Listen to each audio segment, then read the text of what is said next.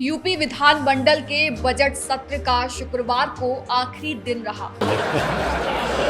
CM ने नेता प्रतिपक्ष माता प्रसाद पांडे से कहा, अरे पांडे जी, गरीब ब्राह्मणों को भी दे दिया होता जो गरीब ब्राह्मण स्कॉलरशिप तक नहीं पाते थे। अरे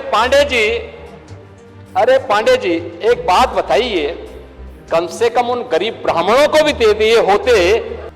माता प्रसाद पांडे ने निजी स्कूल कॉलेजों की फीस का मुद्दा उठाया। आप गलगोटिया पूछ लीजिए कितना फीस है तो।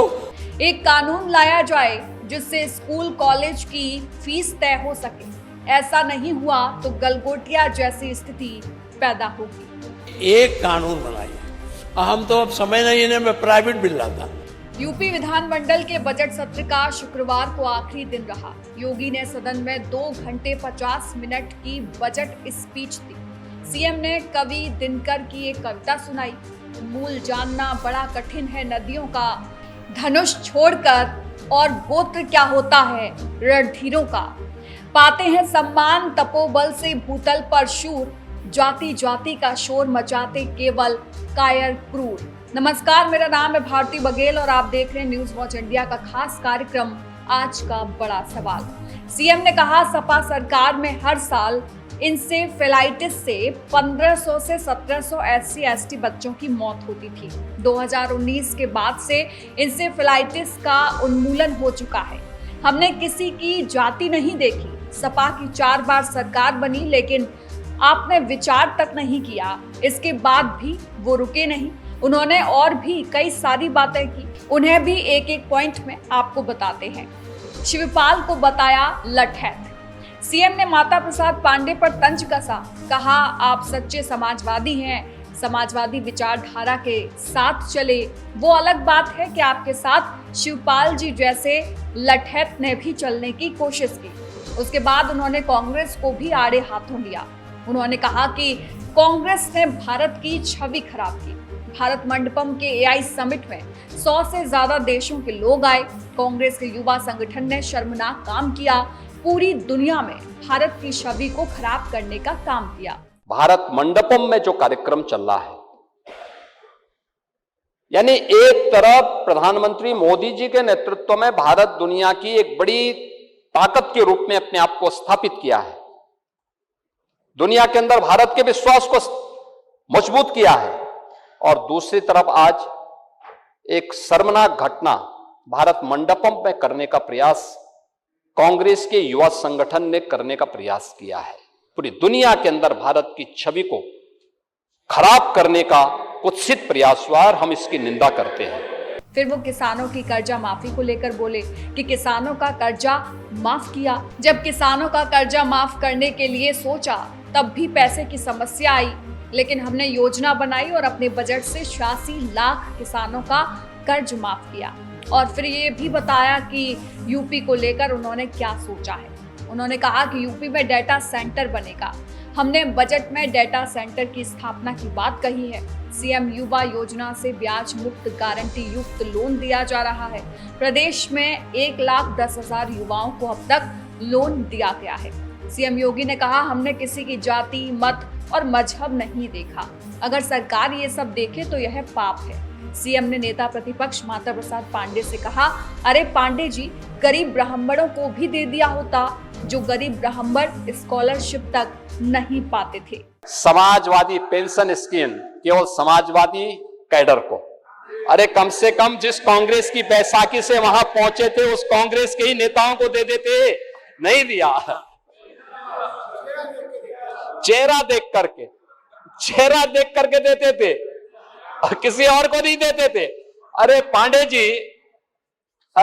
जी, एक बात बताइए, कम से कम उन गरीब ब्राह्मणों को भी दे दिए होते जो गरीब ब्राह्मण बेचारे जो गरीब ब्राह्मण स्कॉलरशिप नहीं पाते हैं, संस्कृत पढ़ने वाले। गरीब ब्राह्मण जीने तो पावे। नहीं, मैं वही कह रहा हूं ना, नहीं दिए। तो यही मैं पूछ रहा हूं कि आप लोग तो उन गरीबों पर भी अत्याचार किए। इससे पहले माता प्रसाद पांडे ने निजी स्कूल कॉलेजों की फीस का मुद्दा उठाया।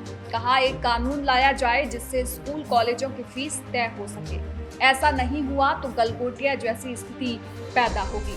आगे उन्होंने कहा, वो तो ना जाने कहां से कुत्ता खोज लाए हैं और कहा है कि हमने बनाया है।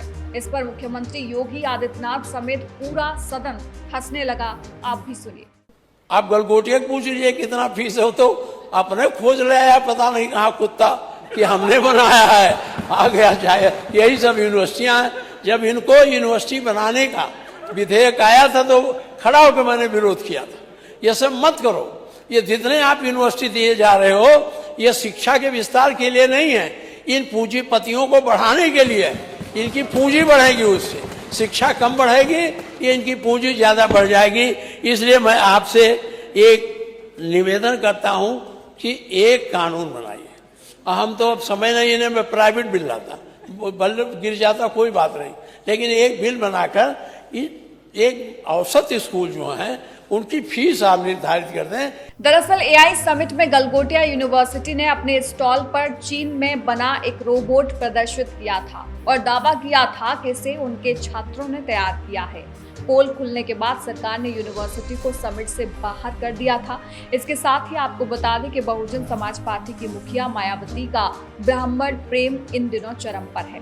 ब्राह्मणों के सहारे बसपा सुप्रीमो को आगामी 2027 के यूपी विधानसभा चुनाव की वैतरणी पार करने की उम्मीद है। यही कारण है कि हर मंच पर अब मायावती खुलकर ब्राह्मणों का समर्थन कर रही हैं। ब्राह्मणों को 2007 में बहुजन समाज पार्टी की सरकार में हिस्सेदारी की याद दिला रही हैं, जहां एक तरफ यूजीसी इक्विटी के समर्थन में विभिन्न राजनीतिक दल टालमटोल करते रहे, वहीं मायावती ने कहा था कि यूजीसी को इस तरह का नियम बनाने से पहले सभी की सलाह लेनी चाहिए थी। यानी इशारों में उन्होंने सवर्णों को संदेश देने का प्रयास किया कि बसपा उनके साथ है। अब सवाल ये है कि क्या 2007 में ब्राह्मण भाईचारा कमेटी का गठन कर ब्राह्मणों को लुभाने के साथ सत्ता में आई बसपा सुप्रीमो मायावती 2027 में ब्राह्मणों को फिर से लुभाकर सरकार बना सकती है? क्या ब्राह्मण एक बार फिर 2007 की तरह 2027 में हाथी का साथी बनकर मायावती को सत्ता के शीर्ष पर पहुंचाने में मदद कर सकते हैं? तमाम सारे सवाल हैं। हाल फिलहाल में अखिलेश यादव भी सवर्णों को संदेश देते हुए नजर आए। यानी हर कोई अपने अपने तरीके से सवर्णों को साधने में लगा हुआ है। कोई याद दिला रहा है कि स्कॉलरशिप नहीं मिलती थी तो कोई यूजीसी पर सवर्णों के साथ खड़ा हो गया, तो किसी ने कुछ और हथकंडा अपनाने की कोशिश की, क्योंकि 2027 का चुनाव अब ज्यादा दूर नहीं है। वहीं सीएम योगी आदित्यनाथ के बयान को लेकर आपका क्या कहना है? साथ ही ये भी बताएं कि आप यूपी का अगला मुख्यमंत्री किसे देख रहे हैं? आपकी जो भी राय हो कमेंट बॉक्स में जरूर दें और वीडियो को शेयर जरूर करें, ताकि आपका अपार स्नेह न्यूज़ वॉच इंडिया की टीम पर यूं ही बना रहे। ये आपका ही प्यार है कि हम 1 मिलियन सब्सक्राइबर्स को क्रॉस करके 18 करोड़ व्यूज पार कर चुके हैं। आशा है आपका ये प्यार यूं ही बना रहेगा और देश दुनिया से जुड़ी बड़ी खबरें हम पूरे फैक्ट्स के साथ सबसे पहले आपके पास लाते रहेंगे। नमस्कार।